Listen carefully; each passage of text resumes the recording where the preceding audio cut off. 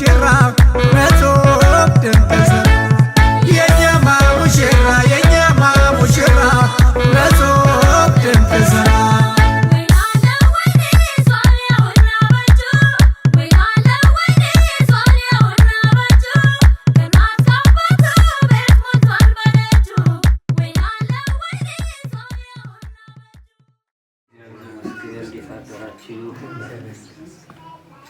እንግዲህ ከፈቀዳችሁልን ልጃችሁ ትዕግስት እናለን ለልጃችን ለብሩክ ንጉሴ አባት ሆኖ ልጅ እንሆናችሁ ብለን እናንተ ጥያቄ ለማቅረብ መጥተናል።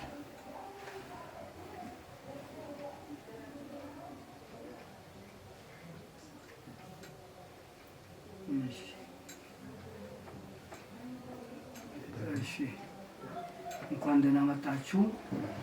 አሁን አረፍ በሉና እንግዲህ ተማክረን መልስ እንሰጣችኋለን።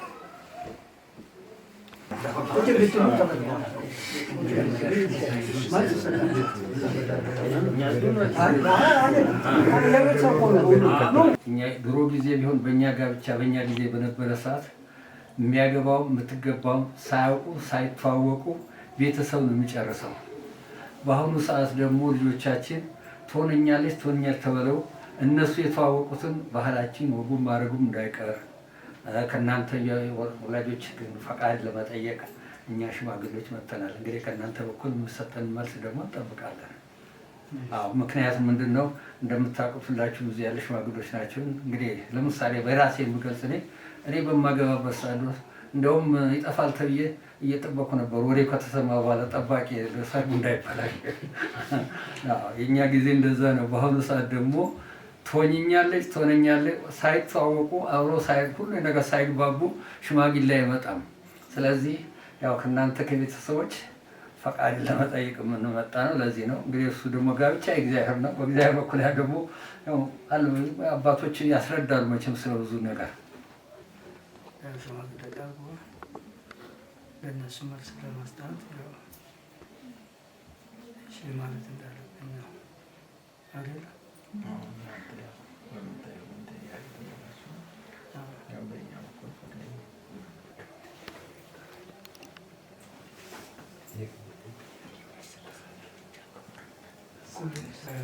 ወንድሞች ሁሉ ጥያቄያቸውን ተቀብሎ እሺ ብሎናል። ጥያቄያችሁን እንቀበላለን ተገቢ ነው ብለዋል። እንደው እሺ ካሉ በኋላ ለማታወቅ ያክል አንዳንድ ነገር በእናንተ በኩልም በእኛ በኩልም ግልጽ እንዲሆን አንዳንድ የምንጠይቃችሁ ጥያቄ ቀለል ያለ ነገር አለ። ይሄ ልጃችሁ ለልጃችን የመጣው መተዳደሪያው እንዴት ነው? ስራ አለው ወይ? እንግዲህ ትዳር ማለት ትልቅ ተቋም ነውና ይህን ተቋም ማሸከም ይችላሉ ወይ? ማስተዳደር ይችላሉ ወይ? ስራ ሳለው ወይ? ባህሪውስ እንዴት ነው? ከተለያዩ ነገሮች አሁን ለምሳሌ ከተለያዩ ሱሶች ነፃ ነው ወይ? ኃላፊነት ማሸከም ይችላሉ ወይ? እንግዲህ እኛ ሽማግሌዎች በዚህ ደረጃ ከገባን ማወቅም ስላለብን አንዳንድ ነገር ይህንን ግልጽ እንድታደርጉልን ነው። አዋሽ ባንክ ሰራተኛ ነው። በቤተሰቡም ባካኘ በተለይ አሁን ያሳደጉት አብሮኝ ያደረው ባህሪም የለውም ምንም ነገር አምርም የለው። እንኳን ለእናት ለአባቱም ሆነ ለቤተሰብ ታዛዥና ቅን የሆነ ለእናንተም ወደፊት ሰዓት የምታዩትና የምትገመግሙት ነው። እኛ በንለው ብቻ አይደለም እና ምንም አይነት ባህሪ የሌለው አዋሽ ባንክ ሰራተኛ ነው። ልጃችሁንም ያስተዳደራታል። ምንም አመልና ባህሪ የቤተክርስቲያን ሰው ነው። ቤተሰቡ የቤተክርስቲያን የኦርቶዶክስ ሃይማኖት ተከታይ ለዛ ምልክታችን የአባት ይዘን የመጣ ነው። በዚህ ምክንያት ነው። ሌላ ምንም የለንም። ያው ይሄ ምንም በዚህ በኩል የምንኮራበትና የምንተማመንበት ልጅ ነው። በእኛ በኩል ያላችሁ አንድ 5 ደቂቃ ቆያለሁ። ፈቅዱልኛላችሁ? እሺ።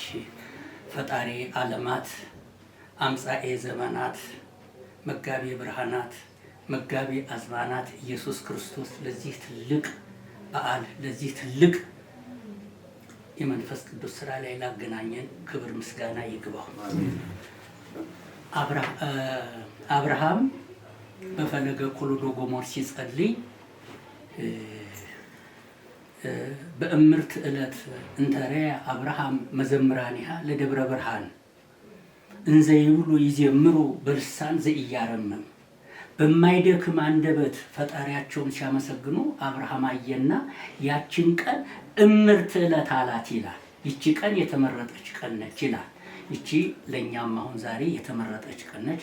ወደ ኋላ አብራራላችኋለሁ በደንብ አድርጌ። እንግዲህ 5 ደቂቃ ተሰጥቶኛል። አብርሃም ካፈጀ በኋላ ነበረ ልጁን ይስሐቅን የወለደው። ሀብቱን፣ ንብረቱን፣ ቤቱን መውረስ አልቻለም። ትዳር መያዝ አልቻለም። አብርሃም ሊሞት ነው። ከዚያ አሽከሩ ኢያቡር ይባል ነበር። ኢያቡርን ጠራና ልጄ ኢያቡር አለው፣ ይህ ልጄን ይስሐቅን ከዘሬ ከዘርህ ከወገኔ ከወገንህ ወስደህ አጋብተህ ትዳር አስይዘህ አክብረህ አኑርልኝ አደራ አለው። እሺ አባቴ ያልከኝን እፈጽማለሁ አለው። ና እጄን ምታ አለው ይላል። እጁን መታው። እጅ መምታት ዛሬ ዱርዬ ሁሉ እጄ ምታኝ እንደሚለው እንዳይመስላችሁ። ይህ እግዚአብሔር እጅ ያለበት ሚስጥር ስለሆነ ነው የምነግራችሁ። እጄን ምታኝ አለው ይላል። እጄን ምታኝ ለምን አለው ቢሉ ይህንን ቃል ባልፈጽም በእጄ የሰጠሁህ ንብረት አይባረክልህ ሲለው ነው ይላል አብርሃም። ከዘሬ ከዘርህ ከወገኔ ከወገንህ ወስደህ አጋብተህ ሚስት አስይዘህ ትዳር አስይዘህ ሀብቴን አስረክብልኝ አለው። እሺ አባቴ አብርሃም አለው። ና ጭኔን ምታ አለው። ጭኔን ለምን ምታ አለው ቢሉ የወለድኩት አይባረክልኝ ይህንን ባልፈጽም ማለት ነው። አብርሃም ሞተ፣ ተቀበረ። ኢያቡር የዚያኑ ቀን መሬት መተኛት ጀመረ። አመድ ለብሶ ድንጋይ ተንተርሶ ተኝቶ እግዚአብሔርን መለመን ጀመረ። ስለ ጋብቻ ክቡርነት ነው የምነግራችሁ። ከዚያ የአባቴን የአብርሃምን አደራ እንድወጣ አንተ እርዳኝ ብሎ እግዚአብሔርን ለመነው። እግዚአብሔር የለመኑትን አይነሳምና ሲለምነው አንድ ቀን ወደ ሶሪያ ለንግድ ሲሄድ አንድ እንደው የተንጣለለ ሜዳ ላይ ግመሉን ፈረሱን እዚያ ላይ አስተኝቶ እያለ መጀመሪያ እግዚአብሔርን ሲጠይቀው ውሃ ጠምቶ ከሆነ ላጠጣህ፣ ግመሎችህም ውሃ ጠምቷቸው ከሆነ ላጠጣልህ የምትለዋን መርጠህ ስጠኝ አለው። እንዳልኳችሁ ሶሪያ ሲሄድ ሜዳ ላይ ግመሉን ከብቱን እዚያ በትኖ ሜዳ ላይ እንደው ተንበል ብሎ ተኝቶ ያቺ ርብቃ የምትባሏ ሴት እንደው ቂን እያለች ትመጣለች። አንተ ጌታው ምን ሆነህ ነው እዚህ ጋር የተኛኸው? ውሃ ጠምቶ ነው ላጠጣህ ትለዋለች። አዎ አጠጪኝ። አጠጣችሁ።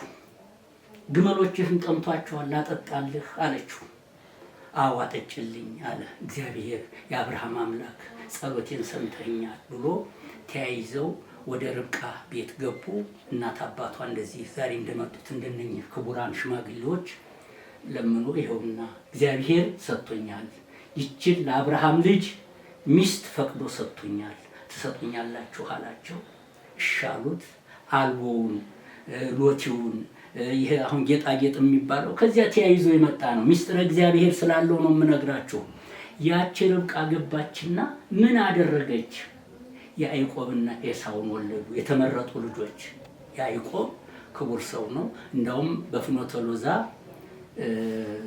የእግዚአብሔርን ምስጢር ከምድር እስከ ሰማይ የወርቅ መሰላል ተዘርግቶ አየ። ዛቲ ኢቲ ሆህታ ለሰማይ ወደ እግዚአብሔር መንግስት ወደ እግዚአብሔር ቤት የሚያስገባው መንገድ ይቺ ነች ብሎ የመጀመሪያዋን ምስጢር ያየው ያዕቆብ ነው። ከዚህ ጋብቻ የተገኘ ነው። ጋብቻ ምን ያህል ክቡር መሆኑን ነው እንግዲህ እየነገርኳቸው ያለሁት። አዳም ተፈጠረ፣ ብቻውን የተፈጠረው። በኋላ እግዚአብሔር እየመጣ በየቀኑ ያጫውተው ነበረ።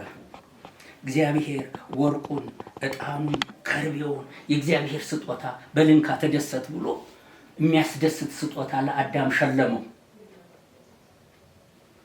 ወደዚያው ደግሞ ከጎኑ ሔዋንን ደግሞ ፈጠረለት። ብድግ ሲል ከጎኑ ተኝታለች። እንዴ ይችማ ስጋዋም ስጋዬ ነች፣ አጥንቷም አጥንቴ ነች ብሎ እጅግ በጣም ወደዳት ይላል። ያን እግዚአብሔር የሸለመውን ወርቅ፣ ዕጣን፣ ከርቤ ለሔዋን ሸለማት ይላል።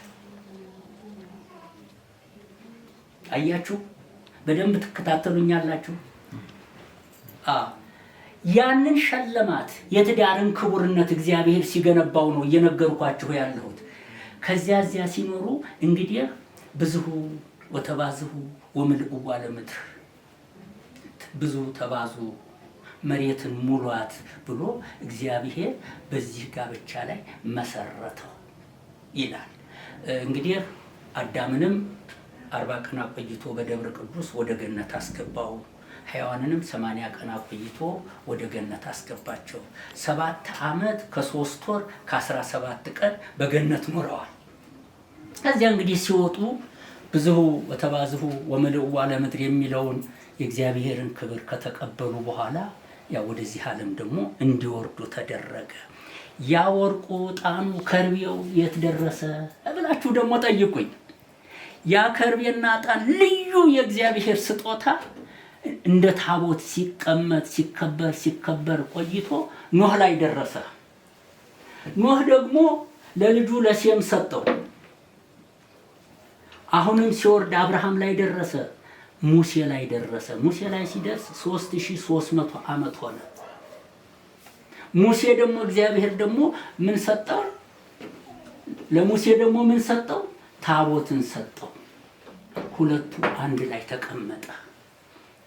ሲኖር በባቢሎን ምርኮ ታቦቱም ወርቁም ዕጣኑም ከርቤውም እነኚህ ሁሉ የእግዚአብሔር ስጦታዎች ተዘርፈው ወደ አረብ አገር ወረዱ።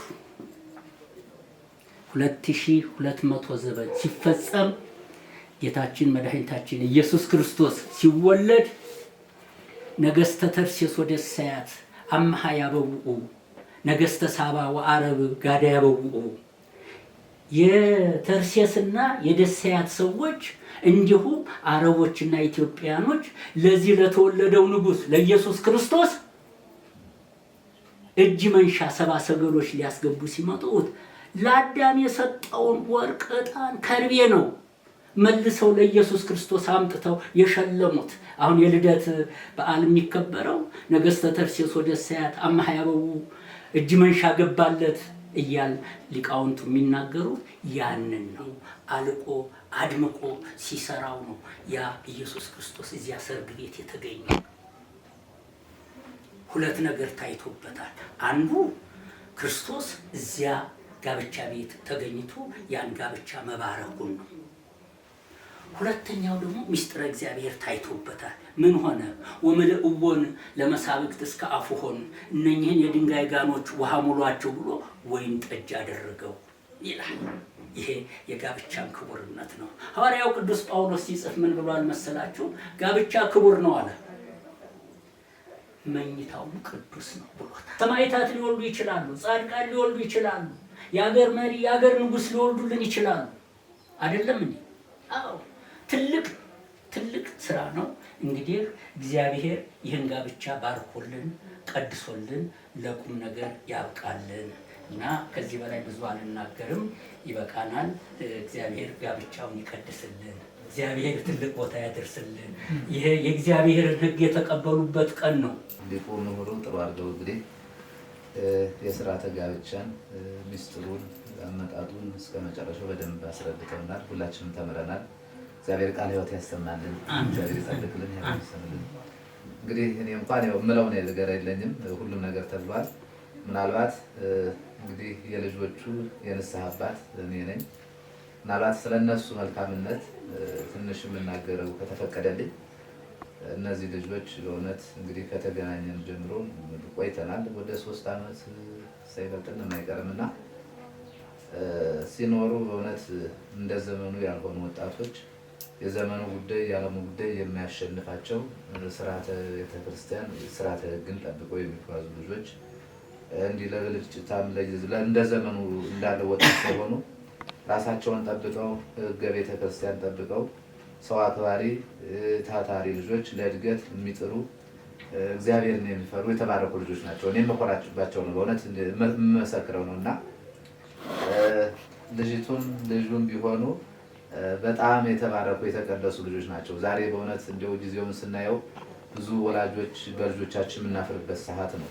የእናንተ ትልቅ ክብር ነው። እንኳን ደስ አላችሁ ነው። በእውነት በዚህ ክብር በዚህ ደረጃ ሰው ወልዶ አሳድጎ አስተምሮ አስመርቆ በዚህ ደረጃ ደግሞ እንዲህ የእግዚአብሔር ደግሞ የመጨረሻውን ክብር ደግሞ እንዲህ ማየት ትልቅ ነገር ነው።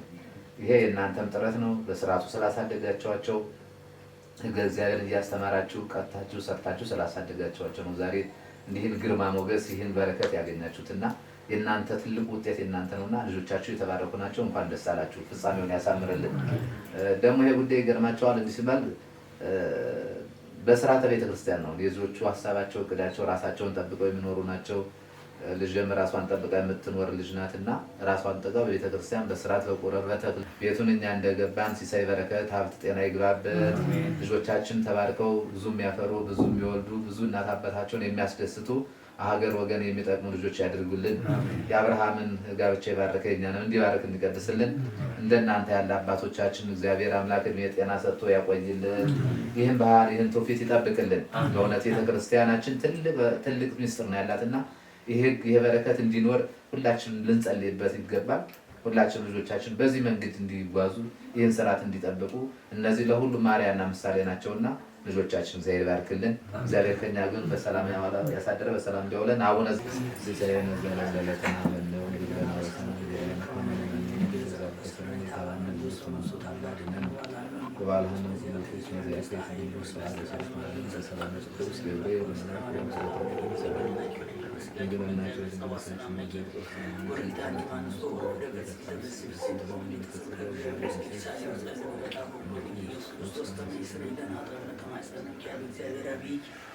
ጊዜ ኢየሱስ ክርስቶስ ሰራይ ኃጢአት ሰራይ ኃጢአቴ ወኃጢአተ ኩሉ ሕዝብ ከማይሰራ ኃጢአት እግዚአብሔር ፍታ። እግዚአብሔር ይባርክ። እግዚአብሔር ይጠብቅልን። እግዚአብሔር ይባርክልን። እግዚአብሔር ከኛ ጋር ይሁን። ሪትሙ ሽራው ዛሬ ነው ቀናችን በሚዜዎቻቸው ታጅበው ሲገቡ ዛሬ ነው ቀናቸው ወበሉ አጨብጭቡ። ችግር ስላየናት ጥሩ ባህሪ ያላት ጥሩ ጨዋ ልጅ እንደመሆኗን እኛ እኮ አውቀን መስክረናል። እኛም እንደው እንደዚህ አሁን ለእናንተ ፈቃድ መጣ እንጂ ልጅቷን በቅርብ ከልጁ ጋር አብሮ ስላየናት ስነ ስርዓት ያላት ጨዋ ልጅ አንደበቷ እንኳን ሰው ልጅ እኔ ለምሳሌ ወደዛ አንዳንዴ እኔን እንኳን እጅ ነስታ እንዴት አድርጋ ሰላም እንደምትለኝ ጥሩ ልጅ እንደሆነች እኛም እንመሰክራል ስለ ልጃቸው። በእውነት መምህርም ቅድም ተናግረዋል። ስለዚህ እናት አባቷን ትተዋለች፣ እሱም እናት አባቱን ይተዋል። አንድ ይሆናሉ፣ ይጣበቃሉ። ሕገ እግዚአብሔር ስላለ ቅድምም ተናግረነዋል። እግዚአብሔር ጥሩ ቤተሰብ እንግዲህ ይሄ ነው። ከጥሩ ቤተሰብ ነው ጥሩ ዘር የሚገኘው። ቤቱ የእናቱ ወንድሟ ነው። ለማታወቅ አዲስ እንዳንሆን ነው እንጂ ያናግረን በጣም ደስ ይላል። እኔም ኢንስፔክተር ብኬሳ እባላለሁ። የእሱ ወንድም ማለት ነው። ወንድም ለ40 ዓመት ምናምን አብረን የተጓዝን ሰዎች ስለሆነ ልጅቷም ቢሆን ሁለተኛ አባቷ ማለት ነው። በጣም እናመሰግናለን። እግዚአብሔር እንግዲህ ቀሪውን ያሳምረን። መጫወት ነው። ሽማግሌዎችም ብዙ አላስቸግራችሁንም እና እግዚአብሔር ያክብርልን፣ በክብር ላይ ክብር ይጨምርልን። እግዚአብሔር ያስተካከለውን ነገር ሰው ገብቶ ሊያውቅ ራሱ መምጣት ነው። ላስተጻመረ እግዚአብሔር መጨረሻውን ያሳምርልን። ሰው አይለኝ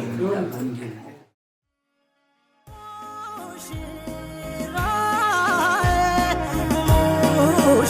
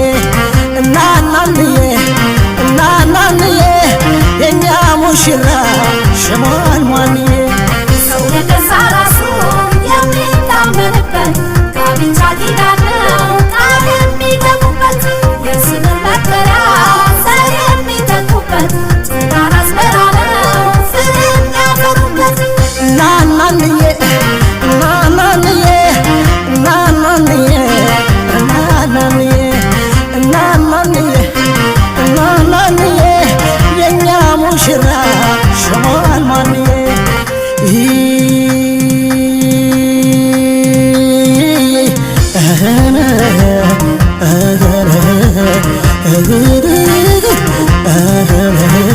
ለመዳር ለመኳል ለዚህ ክብር መብቃት ሲያፈራ ነው ፍሬ የወላጅ ምርቃት በትዳር ተጣምሮ እየነገን ማለም የአምላክ ቸርነት ነው መሾም መሸለም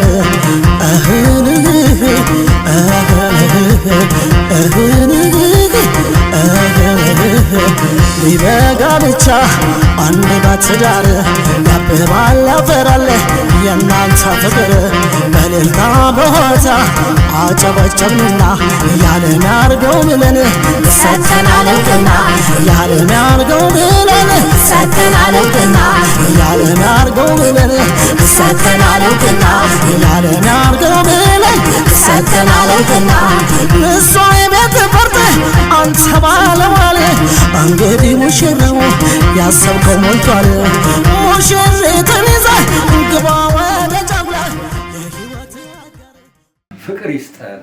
በቃ ሁላችንም ሁሉ ነገር በፍቅር ነው። ለእኛ ልጆቻችን እንዲህ ወግ ማድረግ ክብር እንዳሳዩ ሁሉ ለቤተሰቦቻቸው እነሱን ወልደው ከብደው ክብርና ማዕረግን ሁሉንም ያድላቸው። እግዚአብሔር ሁሉን ነገር አድራጊ ፈጣሪ ነውና እግዚአብሔር እንግዲህ ሁሉን ነገር እሱ ይጨምርበት፣ እሱ ይሙላበት። ለቤተሰቡ ክብር ይስጥልን። እንደዚህ በክብር ሁሉ ተቀብላችሁ ላስተናገዳችሁን እግዚአብሔር ይስጥልን፣ ክብር ይስጥልን። ሽማግሌዎችንም እግዚአብሔር ይስጥልን፣ እግዚአብሔር ያክብርልን። እንግዲህ እኛም ደግሞ ለወከሉ ለላኩን ደግሞ እንዲህ በክብር እንደተቀበላችሁ እንዳደረጋችሁልን ሁሉ ሄደን መልሱ ለእነኛ ነግራለን። በእኔ በኩል እግዚአብሔር ይስጥልን። በተረፈ እግዚአብሔር ይምለበት። መስራት ለእግዚአብሔር ባበት አብርሃም ቤት እንደገባ እግዚአብሔር እዚህ ቤትም ይግባ።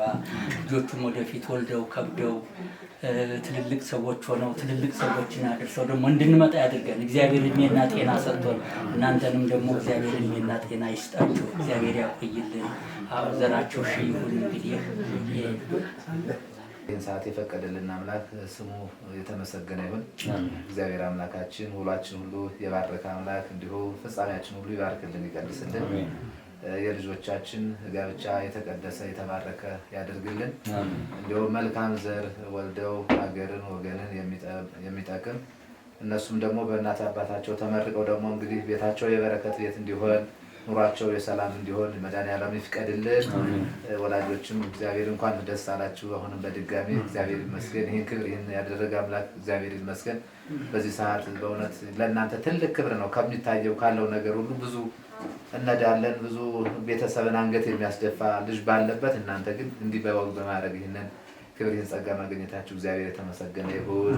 ቤታቸው ሁለዚህ የሚበላበት የሚጠጣበት የበረከት የሰላም የፍቅር ቤት ይሁንልን።